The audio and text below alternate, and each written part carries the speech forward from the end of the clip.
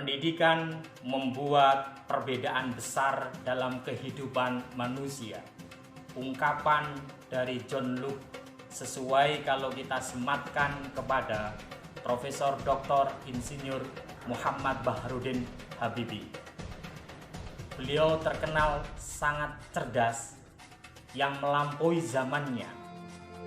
Kelompok kami sepakat bahwa beliau patut dan layak untuk dijadikan sebagai role model nilai ASN yang terdiri dari akuntabilitas, nasionalisme, etika publik, komitmen mutu, dan anti korupsi.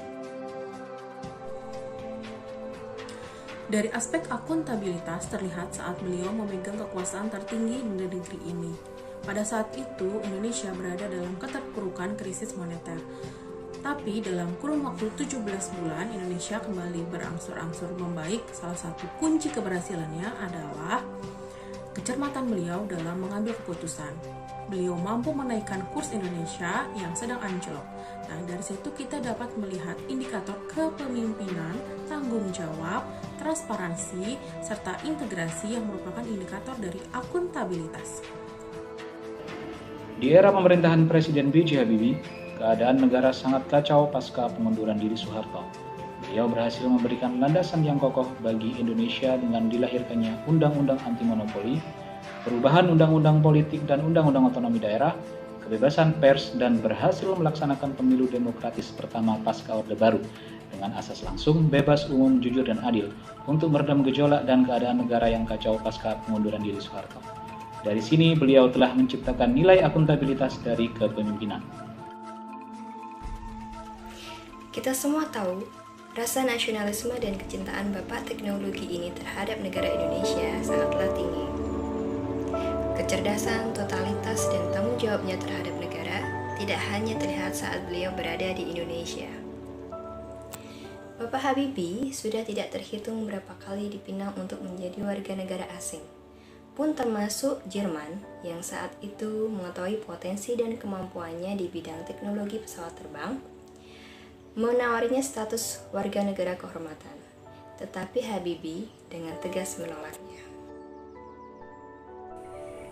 B.J. Habibie adalah orang yang memiliki rasa nasionalisme tinggi.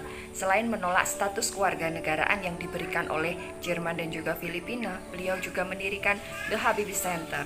Salah satu fokus The Habibie Center adalah pemberian beasiswa bagi anak bangsa yang berprestasi.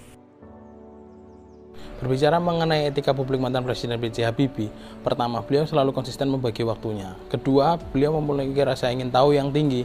Ketiga, beliau memiliki pengabdian yang luar biasa terhadap Indonesia. Terbukti dengan adanya teori crack point untuk keamanan pesawat, dan terbukti dengan adanya pesawat N250 Gatot Kaca dan Kerincing Wesi, sebagaimana yang kita tahu itu adalah buatan Indonesia. Selain itu, B.J. Habibie juga memberikan keteladanan etika publik dalam perbuatan, perkataan, sikap yang santun, tenang, berwibawa, dan tidak mudah terprovokasi, serta bertanggung jawab atas tugasnya kepada masyarakat dan khalayak umum. Tidak bisa diremehkan. Beliau memiliki segudang prestasi. B.J. Habibie pernah menjadi wapres dari perusahaan penerbangan Jerman pada tahun 1978. Kemudian beliau juga pernah membuat pesawat yang memiliki kecepatan 20 kali lipat dari kecepatan suara. Memiliki pabrik pesawat yang terkenal yaitu Gatot Kaca. Hal ini merupakan bukti bahwa B.J. Habibie adalah orang yang menjamin mutunya. Nilai yang terakhir yakni nilai anti korupsi. Sebagaimana yang kita ketahui, Bapak B.J. Habibie merupakan salah satu tokoh yang membangun fondasi pemberantasan anti korupsi di Indonesia, yang mana pada masanya beliau membentuk KPKPN atau Komisi Pengawas Kekayaan Pejabat Negara, dan beliau juga mengesahkan UU Nomor 28 Tahun 1999 tentang penyelenggaraan negara yang bersih dari KKN. Tidak hanya itu, beliau juga membidani pengesahan UU Nomor 31 Tahun 1999 tentang pemberantasan pemberantasan tindak pidana korupsi.